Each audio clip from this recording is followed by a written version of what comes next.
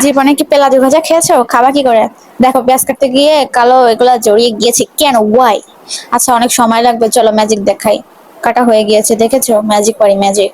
দেন সুন্দর করে পেঁয়াজগুলো এভাবে নিয়ে নিব পেঁয়াজু ভাজা করার জন্য। আর দেখো কি সুন্দর কেটেছে, যে একটা আস্তই রয়ে গিয়েছে। সমস্যা নেই, ওটাকে ডলা মেরে ওটাকে মেরে ফেলে দিয়েছি। তারপরে হচ্ছে সুন্দর করে লবণ দিয়ে দিব। এই লবণটা হচ্ছে আমার থেকে ডিরেকশন দিচ্ছিলাম, মানে যদি একটা ব্যাপার স্যাপার আছে তাই না? তো আমি বললো অল্প একটু দিতে, তাই অল্প একটু দিছি।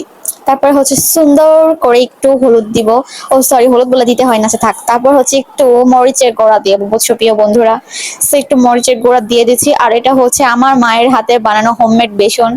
সো এটাকে সুন্দর করে দিয়ে দিলাম। কেমন হয়েছে? সুন্দর হয়েছে না? সুন্দর হয়েছে। তো তারপর হচ্ছে একটু বেশি করেই দিবা, নাহলে তো আর খেতে ভালো লাগে না প্রিয় বন্ধুরা। তারপরে হচ্ছে এটাকে সুন্দর করে ঘন্টন ঘন্টন করবা।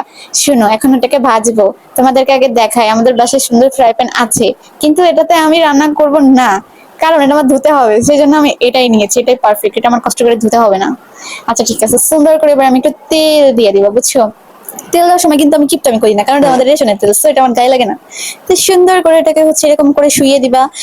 ওদেরকে সুন্দর মতো হচ্ছে একটু কাঁথা দিবা, মানে তেলটা একটু সুন্দর করে দিয়ে দিবা আর কি। এরকম করে দিতে দিতে একটু শরবত খেতে হয় মাঝে, একটা ভিটামিন সির ব্যাপার স্যাপার আছে। তাই সুন্দর করে একটু পানি ঢেলে দিবা। আমি পানি খেতে গেলে ভাবি এটা আমাকে আবার ভরতেও হবে ফিল্টার থেকে, সেই জন্য আমার কষ্ট লাগে। তাই আমি একটু পানি কম খাই। আচ্ছা ব্যাপার না, এখন আমি হচ্ছে একটু চিনি দিবা, বুঝছো? আমি চিনি দেওয়ার সময় কিন্তু আমি করি না, কারণ এটা আমাদের রেস্টুরেন্টের চিনি। এখন আমার বাপ জান এটা দেখে বলবে, মা এত চিনি খেতে হয় না। না, আমি তো চিনি খাই, নাহলে আমার আবার ভালো লাগে না।